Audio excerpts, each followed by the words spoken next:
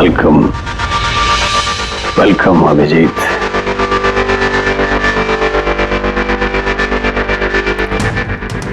मकरंद के आशियाने में तुम्हारा स्वागत है।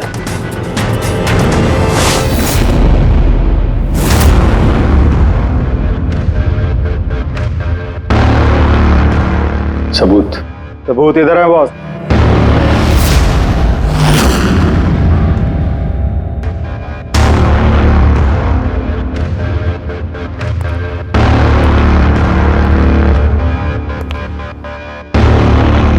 मकरंद, सबूत तुम्हें मिल चुका है, अब सोनल को जाने दो। यस। वैसे भी वो कहते हैं ना कि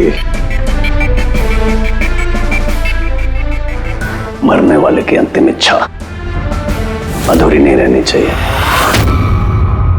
सोनल को बुलाओ।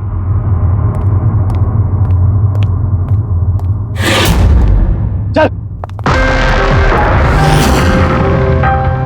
सर आप। सोनल तुम ठीक हो? हाँ सर मैं ठीक हूँ।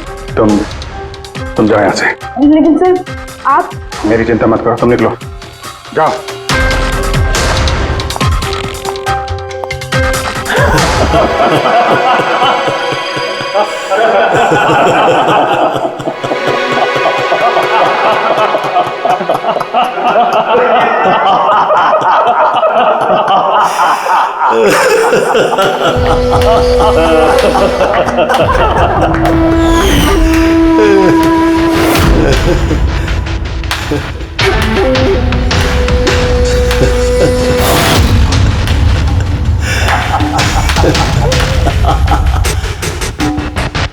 सोनल, तुम भी मानते हो ना मेरे दिमाग को? तुम सीआईडी वालों को भी मैंने चकमा दे दिया।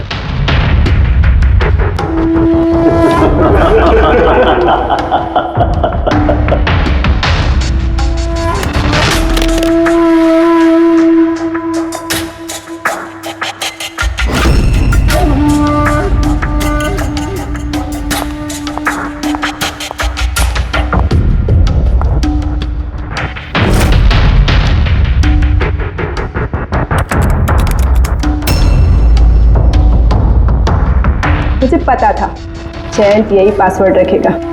मकरम will die. Now, stop conversation. Start the operation.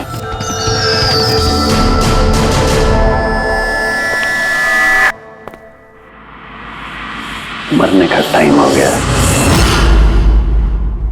Time हो गया?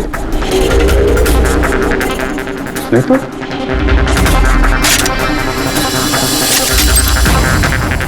ओह, मैग्नेट,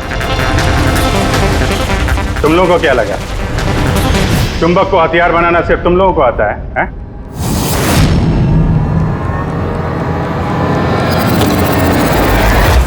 इस ब्रीफ केस में वैसा ही चुंबक है जैसा तुम लोगों ने उस गाड़ी में लगाया था विक्रांत को मारने के लिए।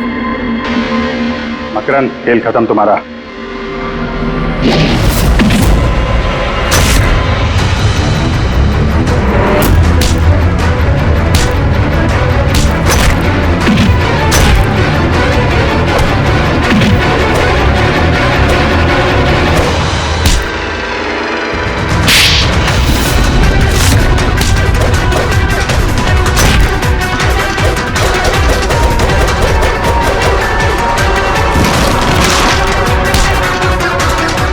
पैसों के लिए अपने बॉस को धोखा दिया?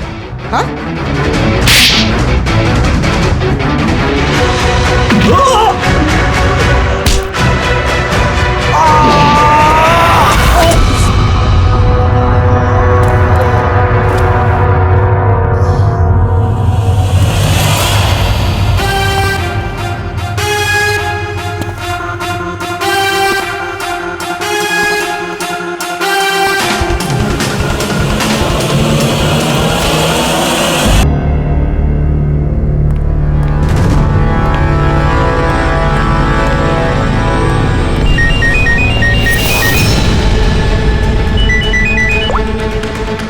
Yes sir. जी सर, ऑफिस में ही। हाँ, उसी को इंटरोगेट करने जा रहा हूँ। पता है सर, वो क्रिमिनल नहीं है, लेकिन क्रिमिनल कोई माँ के पेट से पैदा तो होता नहीं। मजबूरी, हालात, लालच क्रिमिनल पैदा करते हैं। देखते हैं इसे किसने क्रिमिनल बनाया।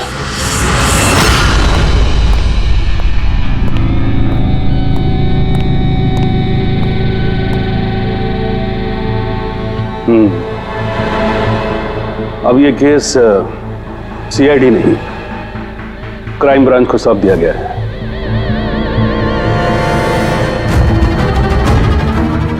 अपनी सफाई में कुछ कहना चाहते हो?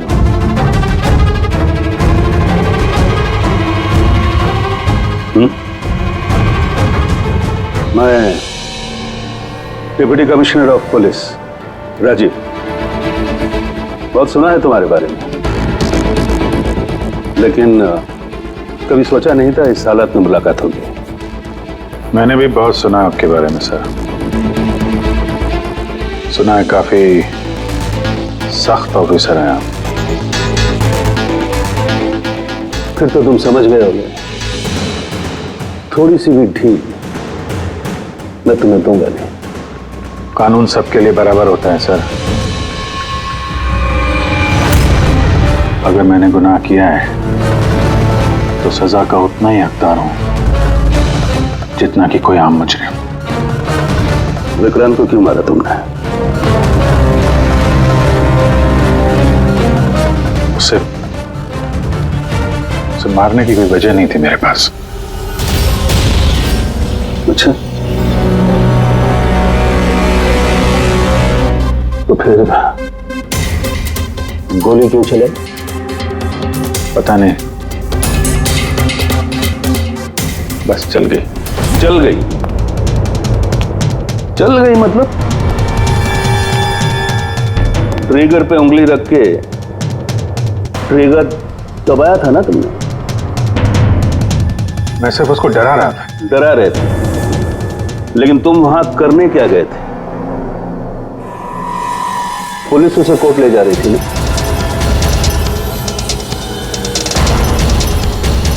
मेरे वहां होने की वजह जानने के लिए आपको सर मेरा और विक्रांत का इतिहास जानना होगा। बरसों से 36 का आंकड़ा चल रहा है हमारा। कई बार वो मेरे हाथ आते आते रह गया, लेकिन इस बार मैंने उसे पकड़ ही लिया।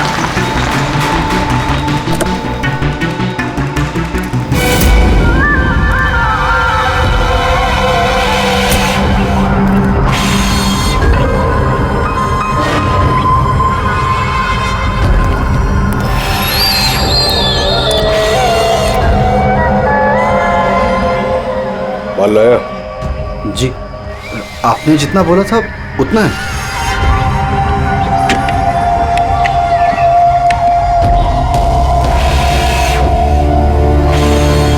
गुड। अगला कंसाइनमेंट अगले महीने की 5 तारीख को। जी। पैसे? गाड़ी में।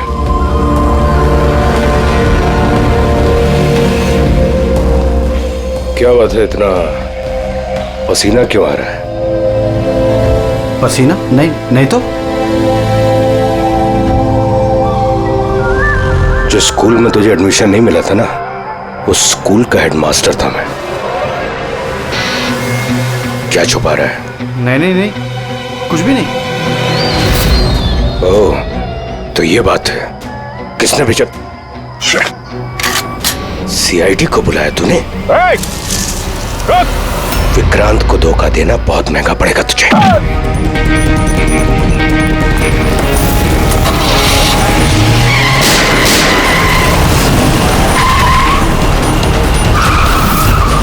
और इस तरह इस बार तुम उस तक पहुंच ही गए।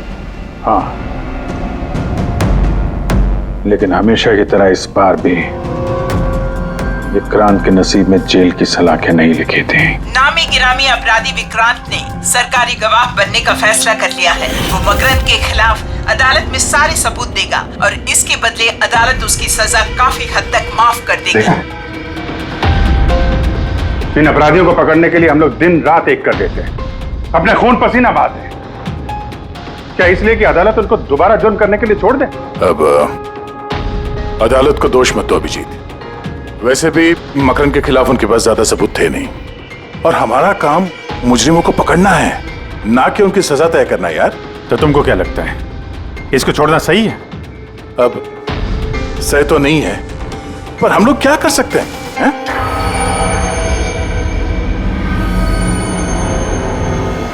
कर सकते हैं दया, बहुत कुछ कर सकते हैं। बहुत बड़े बड़े मुजरिम देखे हैं मैंने सर, पर ये विक्रांत कुछ अलग ही था। हर बार कुछ ना कुछ करके बच ही जाता। तो इस बार उसका बच निकलना तुम्हें मंजूर नहीं था, क्यों? यही बात है ना? ठीक समझा। इसलिए जब मुझे पता चला कि इस केस का इंचार्ज मेरा पुराना दोस्त मुरली है, तो विक्रांत से मिलना है मुझे। यार सिर्फ 10 मिनट। अभिजीत, तुम ये जानते हो कि ये मुमकिन नहीं है। This doesn't fit into any kind of protocol. मैं तुम्हें परमिशन नहीं दे सकता। परमिशन? वो आरती याद है तुम्हें? बीकॉम सेकेंड ईयर की स्टूडेंट, कैसे तड़पा तड़पा के मारा था उसने। किसने परमिशन दी थी उसे ऐसा करने के लिए?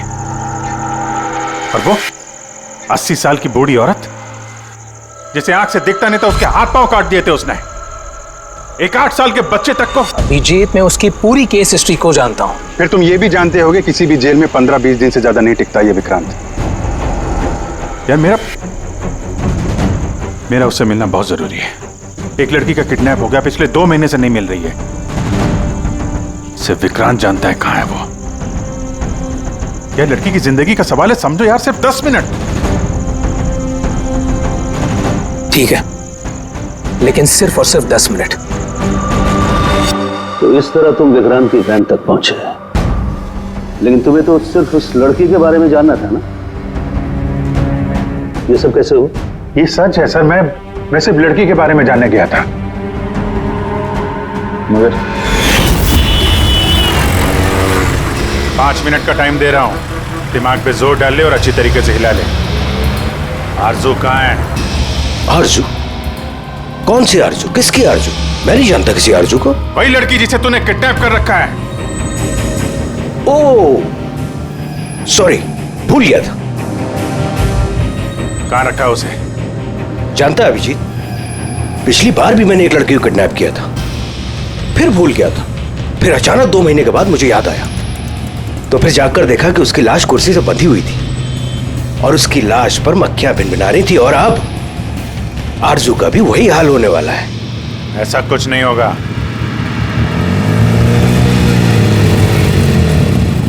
कहां है आरजू? हाँ, याद आया, मेरी जेब में, निकाल ले।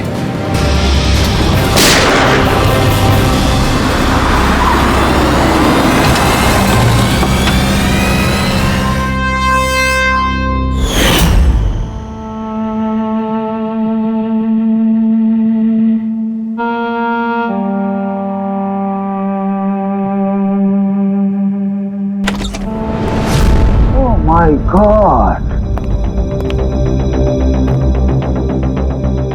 ओह गॉड,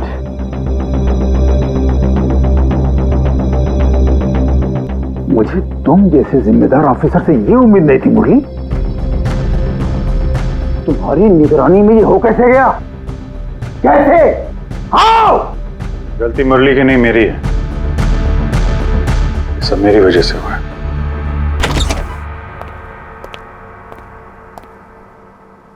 वाह वाह, क्यों एसपी साहब, बड़ा गर्व हो रहा होगा आपको। तो इतिहास में पहली बार किसी सीआईडी ऑफिसर के हाथों खून हुआ है, और वो भी एक सरकारी गवाह का। चैन साहब, आपको जो कुछ कहना है मुझे कहिए।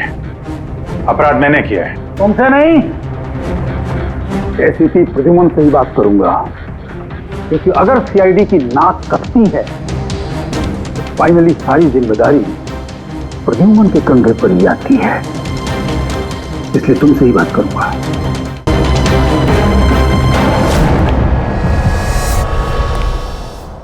कैसे हुआ ये सब? पता नहीं सर कैसे हो गया। मैं तो सिर्फ उसे गन दिखा के डरा रहा था सर। गोली चलाने का कोई इरादा नहीं था सर मेरा। अच्छा। तो तुम सिर्फ गन दिखा रहे थे, हाँ? और गन अपने आप चल गई।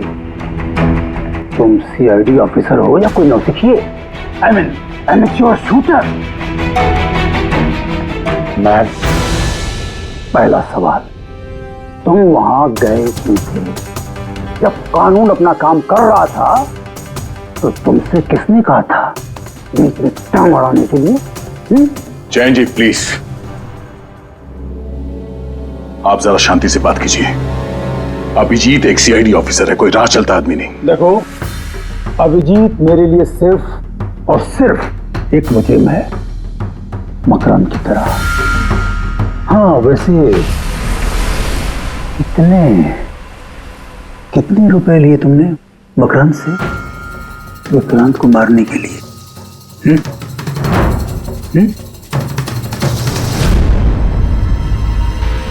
अगर तुम एक वकील ना होते और मैं एक सीआईडी ऑफिसर नहीं होता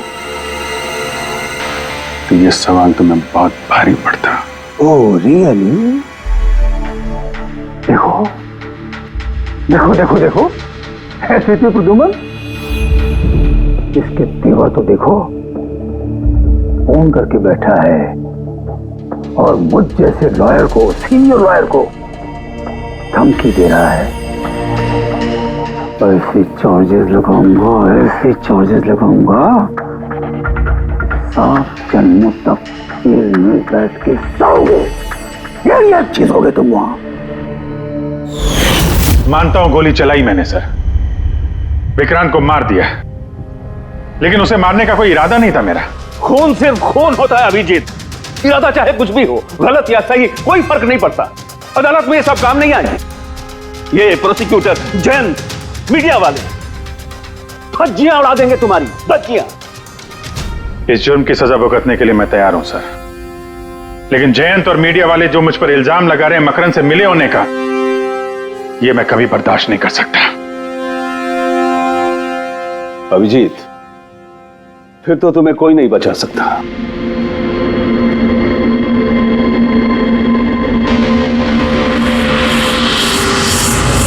सारे सबूत और गवाह अभिजीत के खिलाफ है। यानी कोई उम्मीद नहीं है सर? कैसे उम्मीद है? अभिजीत ने खुद कन्फेस किया है कि गोली उसी ने चलाई।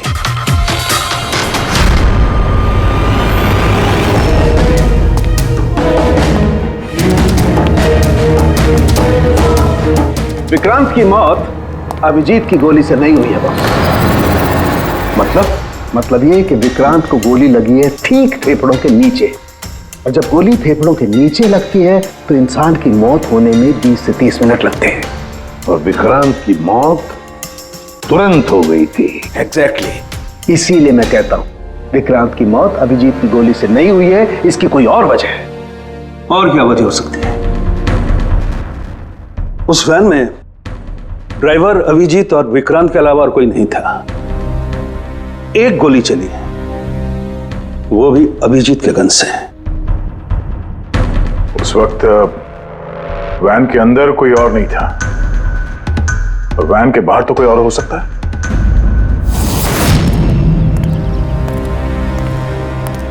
अभिजीत, उस वक्त गाड़ी के बाहर कोई था जिस वक्त गोली चली? नहीं, एक्चुअली पता नहीं, क्योंकि मेरा पूरा ध्यान तो विक्रांत पे था। अभिजीत, ठीक से याद करके बताओ, गोली चलने से पहले क्या हुआ था? कुछ अजीब हुआ था? कुछ भी?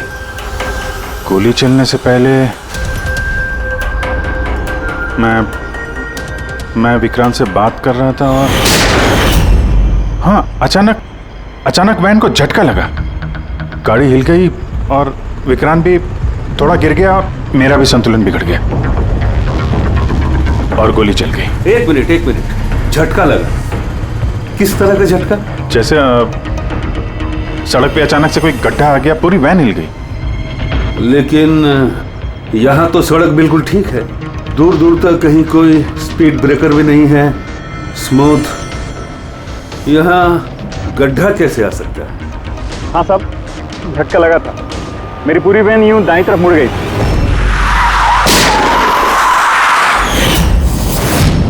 स्टीयरिंग खुद ब खुद घूम गया?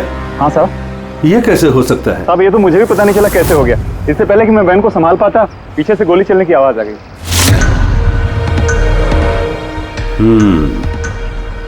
स्टीयरिंग व्हील का खुद ब खुद मुड़ जाना, गोली अपने आप चल जाना, सड़क पे कोई गड्ढा भी नहीं है। आखिर यहां हुआ तो क्या हुआ?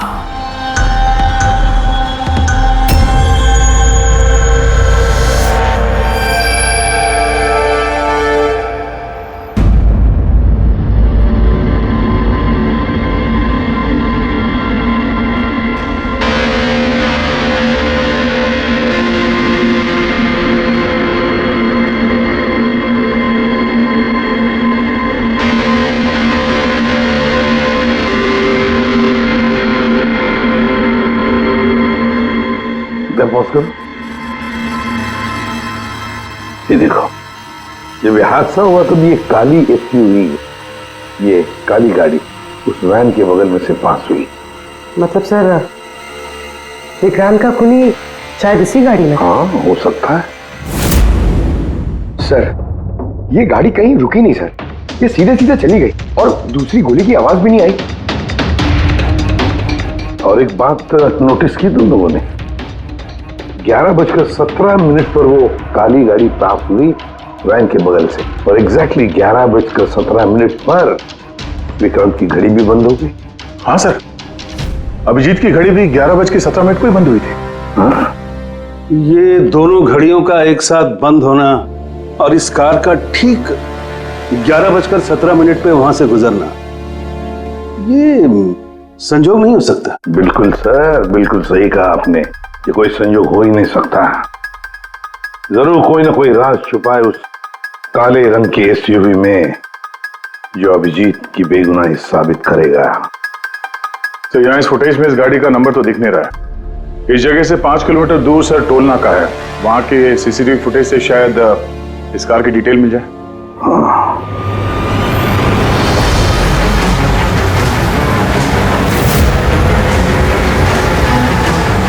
अगर वो गाड़ी टोल नाका से गुजरी ही नहीं तो यहीं कहीं आसपास होनी चाहिए, इसी इलाके में। सर, वो देखिए, काले रंग की कार।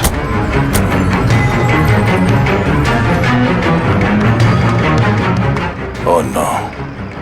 रेडी, जरा आगे चेक करो।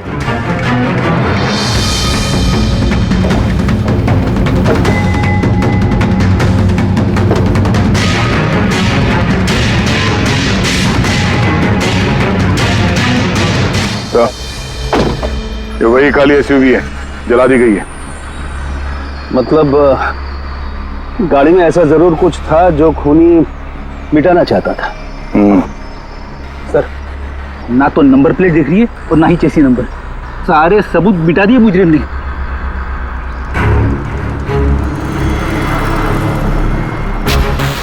ओह, फिर एक काम करो, जरा आसपास पूछताछ करो, देखो किसी ने यहाँ पे कुछ देखा है क्या। अरे सुनो, ये जली हुई गाड़ी के बारे में कुछ बता सकते हो क्या? जी नहीं। हाँ? ये देखिए, सीट के नीचे ये डिवाइस पड़ा था। Electric device. हसन के क्या डिवाइस है, कुछ पता चला? हाँ बस, पता तो चल गया है, लेकिन इसे अच्छी तरह से समझाने के लिए मुझे एक डेमो देना पड़ेगा आप लोगों को। मान लीजिए कि ये विक्रांत है और हम इसे मारना चाहते हैं, लेकिन हम इसके करीब नहीं जा सकते हैं। तो फिर इसे कैसे मारा जाए? कैसे? डॉक्टर सालुंखे, हमें पता होता तो आपके पास क्यों आते? प्लीज आगे बताइए। हाँ, बताता हूं।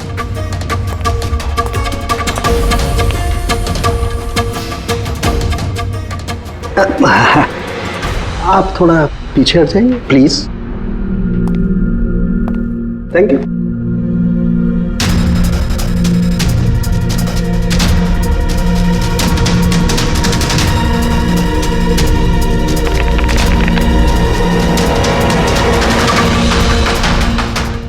देखा आपने, बॉस बिना नजदीक जाए इसे ऐसे मारा जा सकता है। ये आपने किया कैसे सर? क्योंकि जैसे ही हमें इस डिवाइस के बारे में पता चला, हमने विक्रांत के पुराने मेडिकल रिपोर्ट्स मंगवाए जेल में से। ये स्कैन 2 महीने पुराना है और ये वाला स्कैन ये हमने कल रात को लिया उसके मरने के बाद।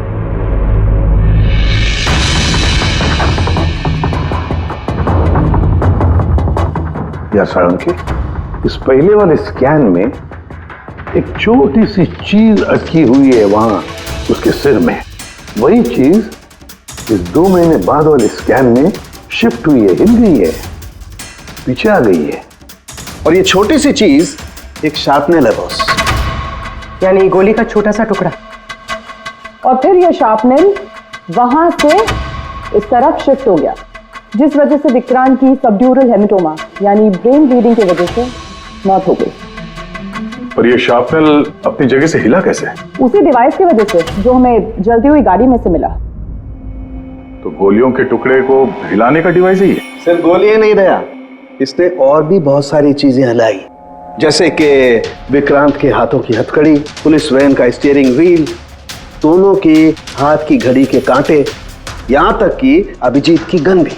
मतलब लोहे की चीजें, तो जितनी भी लोहे की चीजें हैं वो हिल गई उस डिवाइस की वजह से। Exactly boss.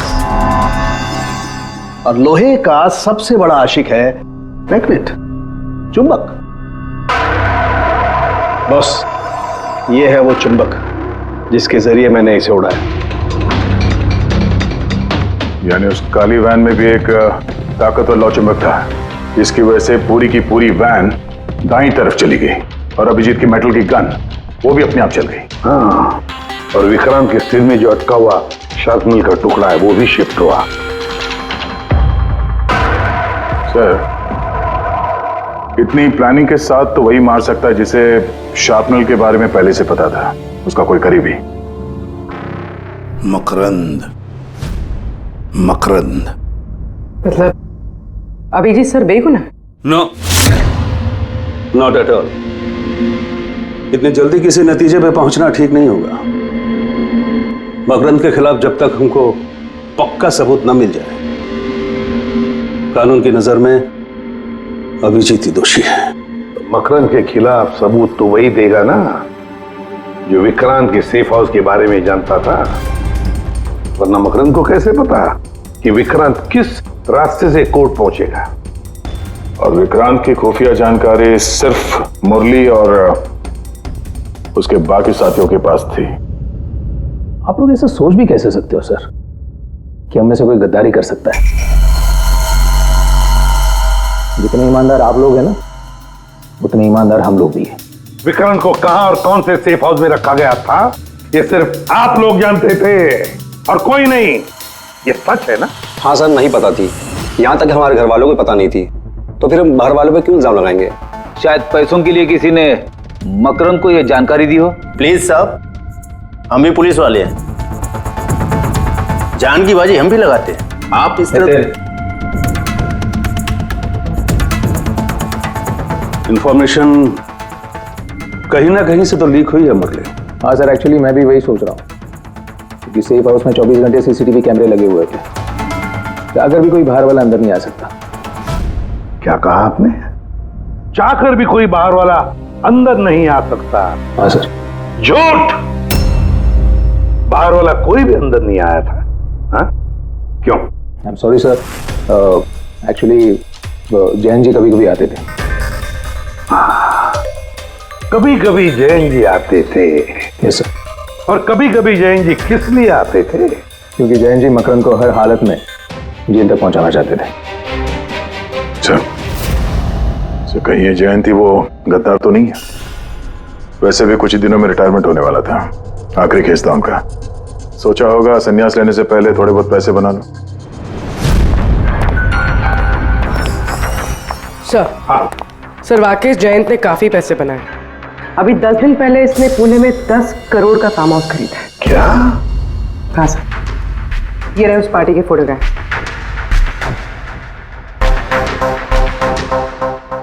एक मिनट, माय गॉड दया, पहचाना इसे? हाँ सर, ये तो जोगी है, मकरन का खास चेला। जोगी, मकरन का खास चेला, और वो भी जयंत की पार्टी में।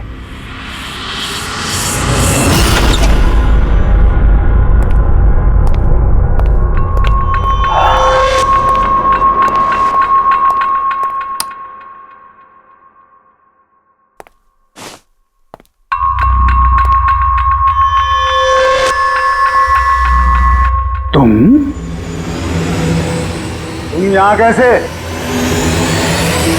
और मेरे घर में घुसे कैसे? हाँ? मुजरिमों को उनके बिल से निकालने के लिए बिल के अंदर तो घुसना ही पड़ता है जैन साहब। मुजरिम? मुजरिम मैं हूं या तुम? मैं?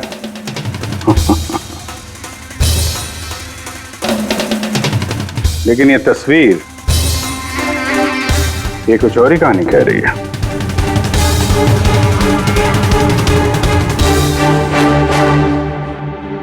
नो, आई डोंट नो, मैं नहीं जानता इसको। नहीं जानते? कमाल है, बहुत भोलेपन का नाटक कर रहे हो जैन साहब। मकरन के पैसों से ये फार्म हाउस खरीद लिया और अब उसके चेले जोगी को पहचानने से भी इनकार कर रहे हो। What nonsense! कौन जोगी? कैसा जोगी?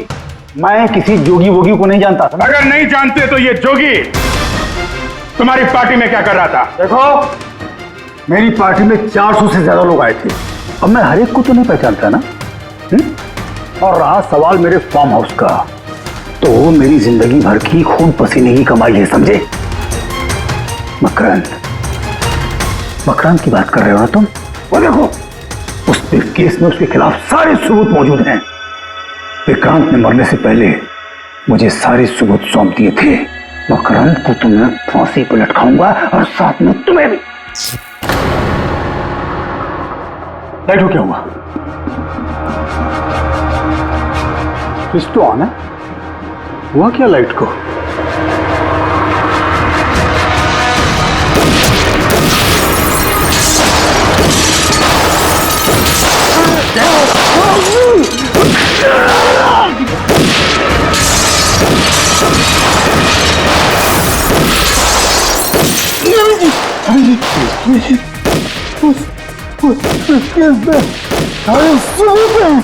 वो मकान के हाथ नहीं आना चाहिए। जैन जी,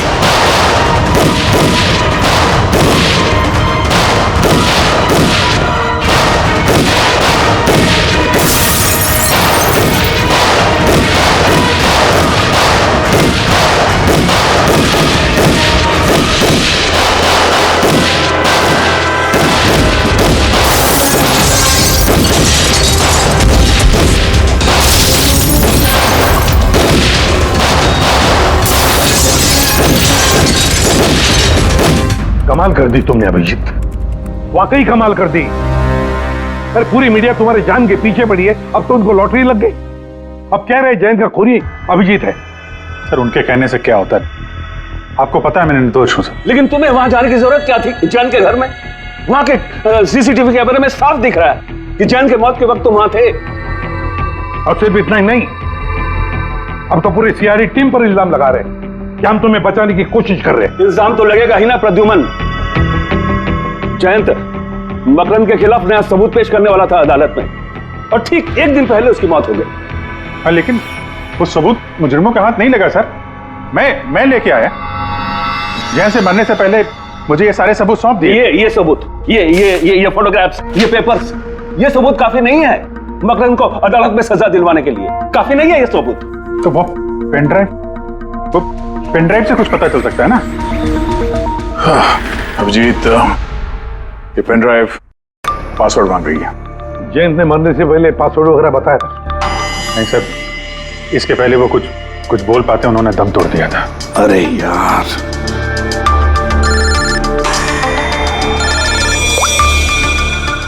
हेलो, हाँ पूर्वी। अच्छा, ओके, ठीक है सर। पता चल गया जोगी को जैन जी की पार्टी में कौन लेके गया था। कौन लेके गया था? खुद जैन जी की पीए Sonal.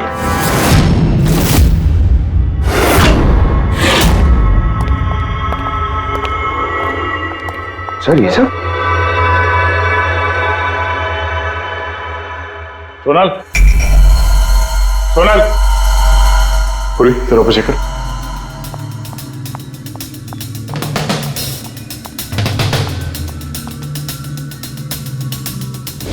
Sonal,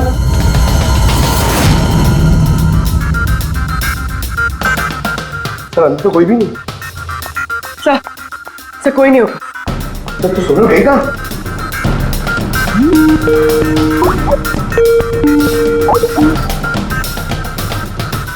video call. Morning sir. Congratulation Abhijeet, finally तुम पर लगे सारे इल्जाम आज धुल ही गए और एक बार फिर उसी गर्व के साथ तुम सीआईडी की ड्यूटी ज्वाइन कर सकते हो। Thank you sir. हमने आरजू को बचा लिया है सर।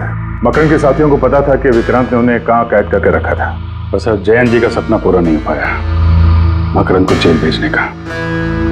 चलो जो भी है, all is well that ends well.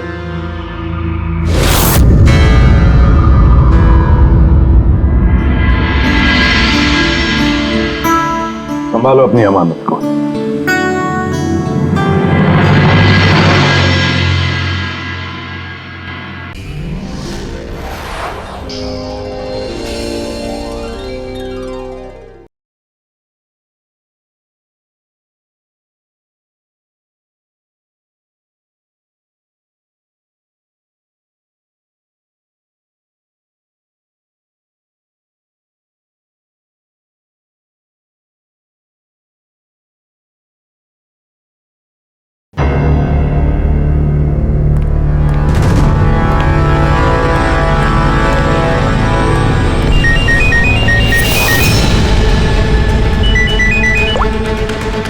Yes sir. जी सर, ऑफिस में ही। हाँ, उसी को इंटरोगेट करने जा रहा हूं। पता है सर, वो क्रिमिनल नहीं है, लेकिन क्रिमिनल कोई मां के पेट से पैदा तो होता नहीं। मजबूरी, हालात, लालच क्रिमिनल पैदा करते हैं। देखते हैं इसे किसने क्रिमिनल बनाया।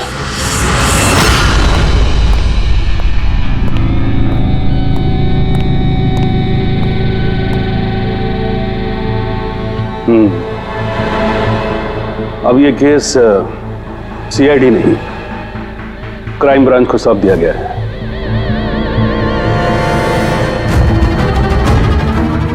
अपनी सफाई में कुछ कहना चाहते हो?